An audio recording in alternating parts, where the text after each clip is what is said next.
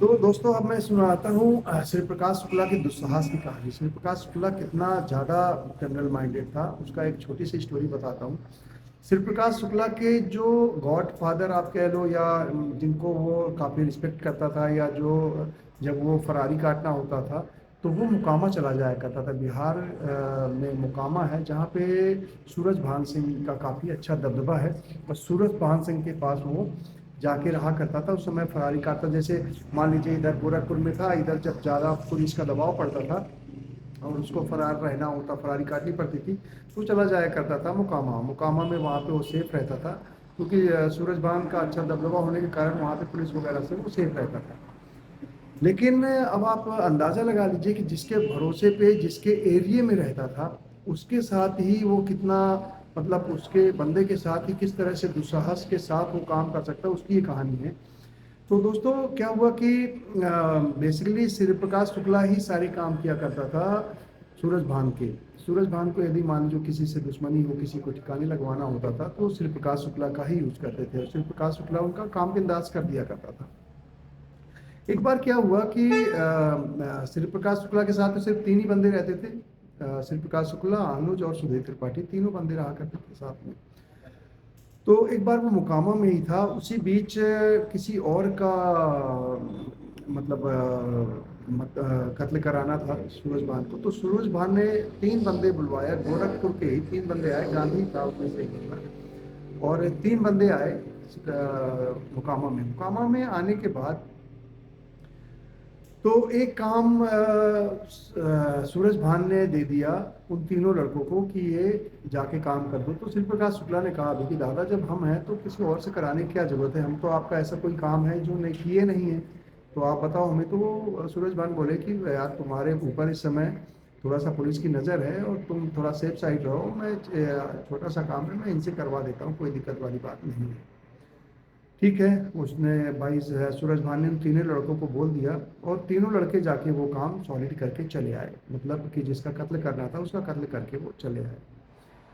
आने के बाद जब वो सूरज भान से मिले तो श्री प्रकाश चूंकि वहीं पे था, तो सूरज भान को तीनों लड़के बताए, तो सूरज भान ने बड़ा तारीफ किया उन लड़कों की, और पीठ थपथपाया कि यार तुमने अच्छा काम कर दिया, ये बहुत ज़रूरी काम था और वो कर दिया। तो जो जिस तरह से तारीफ कर रहे थे और जिस तरह से वो तीनों लड़के खुश हो रहे थे, ये देख के श्री प्रकाश को बिल्कुल अच्छा नहीं लग रहा था। उसके मन में एकदम समझिए कि सांप लौट रहे थे, और उसको ये चीज़ बर्दाश्त नहीं हुआ।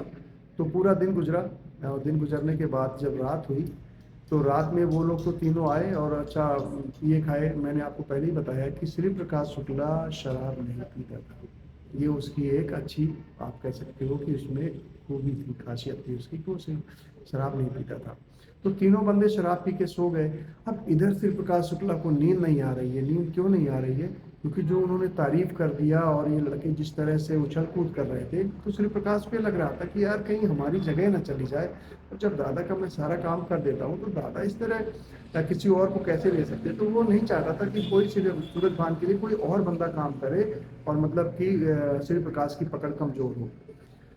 तो करीब 12-1 बजे रात में श्री प्रकाश को नींद नहीं आ रही थी, वो गया और सुधीर और अनुज के पास गया और उनसे जाके बोला कि यार मुझे इन तीनों को ठोकना है। इन्होंने कहा कि यार अब तीनों की तो सांस ही रुक गई, मतलब दोनों की, और तो अटक ही गए कि यार ये तो भाई सूरज भान के एरिया में रह के, मुकामा में रह के, और सूरज भान से ही पंगा लेने की सोच रहा है, उसी के बंदे को मारने की सोच रहा है। तो उन लोगों ने मना किया कि नहीं, लफड़ा हो जाएगा, ठीक नहीं होगा। लेकिन वो बोला कि नहीं, मैंने ठान लिया है, मुझे मारना है तो मारना है, कुछ भी हो जाए। और भाई उसी तरह सनकी आदमी तो था वो। तो उसने जब वो कह लिया, तो अब अनुज और सुधीर चाहते नहीं थे, क्योंकि वो जानते थे कि यार मुद्दा कितना सीरियस हो सकता है, कितना बात बिगड़ सकती है, लेकिन वो परवाह नहीं करता था। तो उसने कहा कि नहीं, मेरे को मारना है तो मारना है, तुम्हें साथ देना होगा। तो भाई मजबूरी में वो दोनों ही तैयार हो गए, क्योंकि हर जगह तो साथ ही रहते थे। तो वो उसने प्लान बनाया कि हम चलेंगे, वो तीनों सो रहे हैं, और एक को मैं मारूंगा, सर पे गोली मारनी है, एक को मैं मारूंगा, और एक एक को तुम दोनों अपना टारगेट बना लो, और इन तीनों को एक साथ गोली मारनी है। भाई वो लोग छत पे जाके सो रहे थे, तो वहाँ पे गया और सर पे, वो सोते समय ही खड़ा हो गया सर पे, और तीनों ने एक साथ फायर कर दिया और वो दोनों तीनों की हत्या हो गई। अब तीनों वो खत्म हो गए। रात में सोचो कि 12-1 बजे रात में यदि आपने गोली चलाया तो यार रात में साउंड करेगी और इतना आवाज होगा। और मोकामा जैसा शहर जहाँ की एक पत्ता भी यदि खड़क जाए तो सूरज भान का वो खड़ा हो जाता है, मतलब अलर्ट हो जाता है कि यार ऐसा कैसे कांड हो गया। तो इधर इसने क्या किया कि इधर इसकी परवाह किए बिना कि उनको पता चलेगा और क्या होगा क्या नहीं, उसने कुछ सोचे नहीं। उसने उठा के जैसे उनको ठोका, ठोकने के बाद अब वो किया कि यार इसको लगे यार रातों रात हम इनको ठिकाने लगा देते हैं और कह देंगे कि भाई वो लोग रात में चले गए कहीं। फिर वो ठिकाने लगाने के लिए भाई उनको उठाया। अब एक एक बंदे को उठाया, तीनों बंदे एक एक को उठाए, उठा के ले जाके वहाँ पे नदी है, बड़ी सी नदियां हैं जो बिहार में अक्सर बाढ़ आती रहती है, तो वहाँ पे वो नदी में ले गया और ले जाके तीनों को उधर से नहर में, मतलब कि एक नाव में लिया, नाव में ले जाके थोड़ा गया, बीच में ले जाके गया और तीनों को धक्का दे दिया और पानी में छोड़ के चला आया। तीनों की मौत तो पहले ही हो चुकी थी। तीनों को पानी में गिरा के चला आया। वापस आया तो देखा उसके सारे नाव में खून वून लगा था, तो उसको नाव का खून वून भी धोया और यहाँ वहाँ थोड़ा बहुत जो सफाई कर सकता था उसने सफाई भी किया। और ये करने के बाद जब वो लौट ही रहा था, उसी समय सूरज भान का एक बंदा आ गया कि भाई अशोक सिंह उसको बोलते थे वहाँ पे, कि उसने पूछा कि भाई क्या हुआ, अभी कुछ यहाँ पे हुआ है क्या। तो उसने कहा नहीं नहीं, मतलब शिव प्रकाश से पूछा सूरज भान के बंदे ने कि भाई कुछ हुआ है क्या यहाँ पे। तो उसने कहा नहीं नहीं कुछ नहीं हुआ है, सब ठीक ठाक है। और बस ऐसे ही थोड़ा सा वो अपना पिस्टल चेक कर रहा था तो मैंने इसलिए थोड़ा सा एक दो फायर किए थे और कोई बात नहीं। वो बंदा चला तो गया लेकिन उसकी बात से संतुष्टि नहीं हुई, क्योंकि बात तो भाई सूरज दादा ने ही भेजा था। गया और वो रात गुजर गई।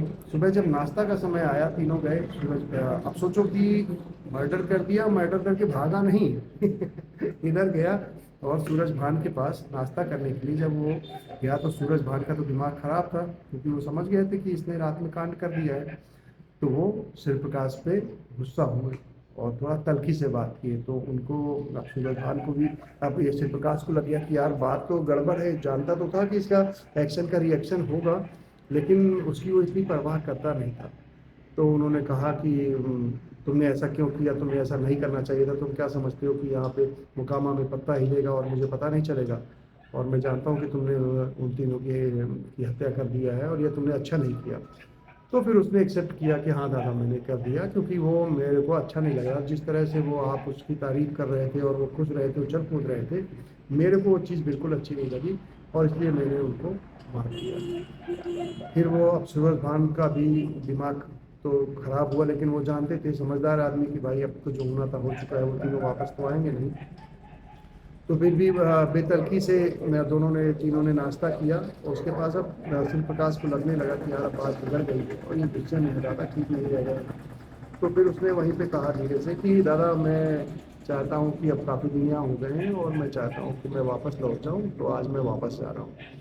तो बोले कि नहीं तुम वापस मत जाओ, उधर तुम्हारे को गोरखपुर में पुलिस ढूंढ रही है, लखनऊ में पुलिस तुम्हारे पीछे लगी हुई है, तो तुम वहाँ मत जाना। तो बोले नहीं नहीं दादा मैं वहाँ नहीं जाऊँगा, मैं नेपाल चला जाऊँगा, आप बेफिक्र रहिए, मैं सुरक्षित जाऊँगा। और वहाँ से वो बोल के निकल गया। आगे की कहानी अगले एपिसोड में सुनाऊंगा। तो आप ये सोचिए, उसके दुस्साहस की बात बता रहा हूँ कि मोकामा जैसे शहर में रह के सूरज भान का, मतलब जहाँ सिक्का चलता था, जहाँ पॉलिटिकली भी इतने ज़्यादा स्ट्रॉन्ग थे और इतना ज़्यादा दबदबा होते हुए भी वो उनके यहाँ रहते हुए भी, उनके शरण में उनके पास आए हुए बंदे को उन्हीं के मतलब स्थान में रहते हुए उसको ठोक के चला आया। उसको कोई टेंशन नहीं, तो जो वो ठान लेता था वो करके रहता था।